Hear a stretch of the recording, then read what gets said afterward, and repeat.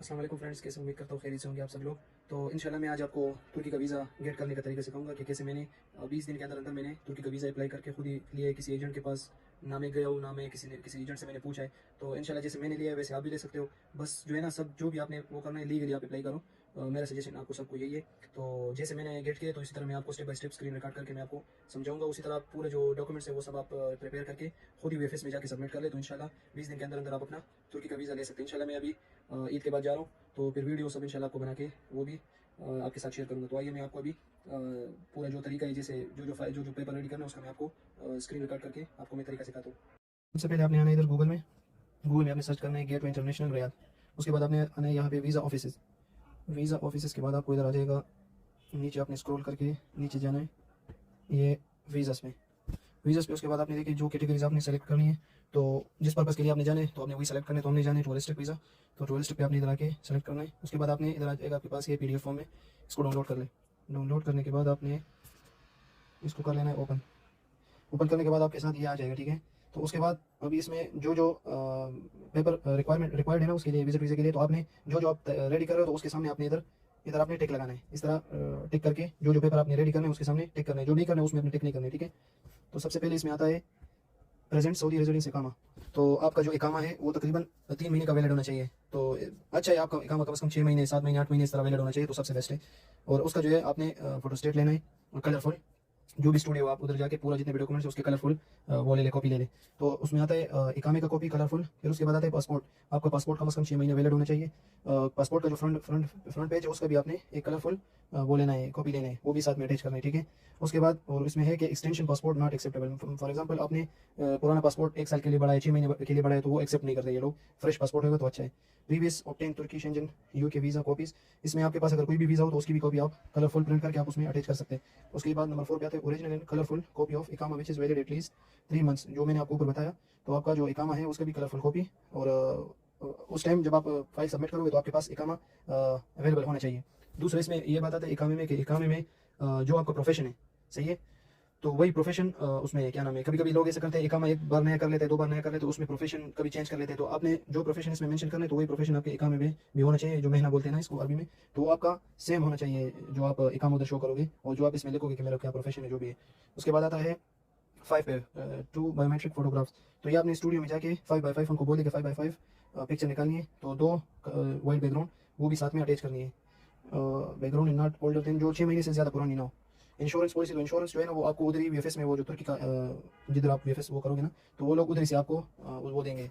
जो इंश्योरेंस है वो आपको बाहर लेने का जरूरत भी नहीं और वो एक्सेप्टेबल भी नहीं है, तो वो तो आपको उधर मिल जाएगा। लेटर फ्रॉम 7 नंबर पे आता है लेटर फ्रॉम लोकल एम्प्लॉयर। जो आपका कफील है उनसे आपने लेटर लिखना है, लेटर बनवाना है। जो आपका मिसाल के तौर पर सैलरी है, जो आपका सैलरी आता है बैंक पे हर महीने, वो आपने शो करना है, वो उसमें लिखना है कि इतना मेरा सैलरी है, और वो कफील आपका लिखेगा। अगर किसी को समझ नहीं आती तो वो भी मैं आपको वो समझा सकते हैं कि कैसे वो आपने उनसे गेट करना है। और उसमें आपका वो लिख देते कि ये इतने टाइम से हमारे साथ काम कर रहा है कंपनी में, जो आपका पोजीशन है, तो वो सब हो जाएगा। और वो जो है ना वो चैम्बर ऑफ कॉमर्स से अटेस्टेड होना चाहिए। आजकल सब इलेक्ट्रॉनिक होते हैं, तो वो भी आपने उधर से उसको गुरफत जारिया बोलते हैं, तो वो करना है। उसमें आता है 8 नंबर पे up to application date original personal bank statement. आपका बैंक स्टेटमेंट आता है इसमें भी, तो वो उनको चाहिए 3 महीने का, लेकिन आप 6 महीने का दे दो तो सबसे बेस्ट है। तो उसकी आपने वो क्या बोलते हैं प्रिंट करके 6 महीने का स्टेटमेंट निकालने, बैंक उस पर बैंक का स्टैंप होना चाहिए। तो उसमें आपका जो है ना सैलरी मेंशन होना चाहिए कि इस महीने को, फॉर एग्जांपल महीने के लास्ट डेट को 28 तारीख को या 1 तारीख को 2 तारीख को आपका सैलरी आता है, वो मेंशन होना चाहिए पेरोल। तो तभी जाके आप बैंक स्टेटमेंट निकालें। ऐसे नहीं कि आप जाके 6 महीने का बेसिक बैंक स्टेटमेंट निकालें, वो नहीं चलेगा। लाजिम आपका उसमें जो है ना सैलरी शो होना चाहिए कि हाँ इनका सैलरी इस तरह आता है। तो उसके बाद आता है उसमें ATM कार्ड कॉपी, जो बैंक का वो आपने देना है ना, तो आपके साथ ATM कार्ड होगा, उसका भी कलरफुल फ्रंट का, सिर्फ फ्रंट का कलरफुल कॉपी, वो भी आपने साथ में अटैच करना है। उसके बाद आता है 9 नंबर पे unconfirm round trip flight reservation. तो ये आ गया, आप किसी भी जो है ना एजेंसी से आप जाके अनकन्फर्म रिजर्वेशन कर ले, 50 रियाल 40 रियाल लेते हैं, वो आपको राउंड ट्रिप का वो दे देंगे। अनकन्फर्म होटल रिजर्वेशन और proof of accommodation in Turkey. 10 number पे आते हैं कि ये आपने होटल का बुकिंग करना है, तो वो आप booking.com से कर सकते हैं। वो भी अभी मैं इंशाल्लाह दूसरी वीडियो बनाऊंगा, उसमें आपको मैं तरीका सिखाऊंगा कैसे आपने कंफर्म करना है, तो बगैर पैसों के आप वो फ्री कर सकते हो।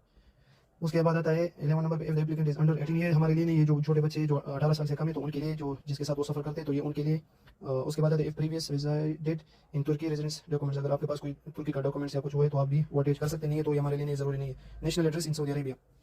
उसके बाद आता है नेशनल एड्रेस। तो नेशनल एड्रेस आपने वो एक ऐप आता है SPL के नाम से, वो आपने डाउनलोड करना है। उसमें अपने अकाउंट बना के उसमें आप जो है ना नेशनल एड्रेस PDF फॉर्म में डाउनलोड कर ले, फिर उसका आप फोटोकॉपी निकाल सकते हैं। तो वो भी उसमें ये लाजमी है, जिधर आप मैंडेटरी लिखा है ना तो ये लाजमी है, तो वो आपने देना है।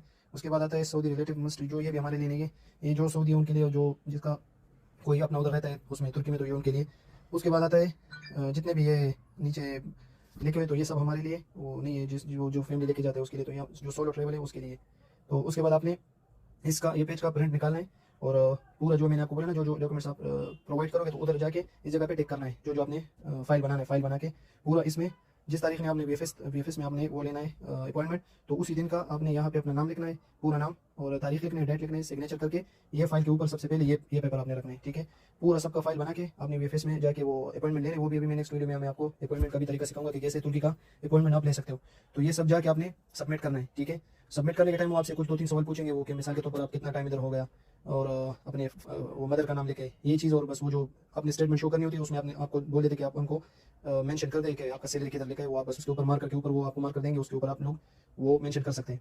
तो यही सिंपल तरीका है और इंशाल्लाह फिर आपने वेट करना है, उधर आपका बायोमेट्रिक भी हो जाएगा उसमें क्या बोलते हैं वीएफएस में, और आपकी पिक्चर भी और वो लोग ले लेंगे। उसके बाद आपने वेट करना है, तकरीबन 15 दिन से 20 दिन के अंदर अंदर आपको अपना पासपोर्ट मिल जाएगा। पता चलेगा कि आपको वीज़ा मिला है नहीं मिले, उसका आर्मिक्स के थ्रू मिलेगा, आपको मैसेज आ जाएगा कि हमने आपका जो है ना वो आपको कुरियर कर लिया है।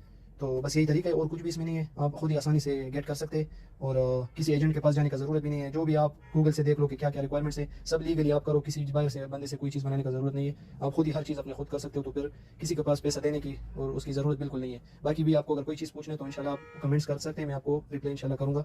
जो आपने हेल्प चाहिए तो मैं इंशाल्लाह आपकी पूरी हेल्प करूँगा इंशाल्लाह, ठीक है। अस्सलाम वालेकुम।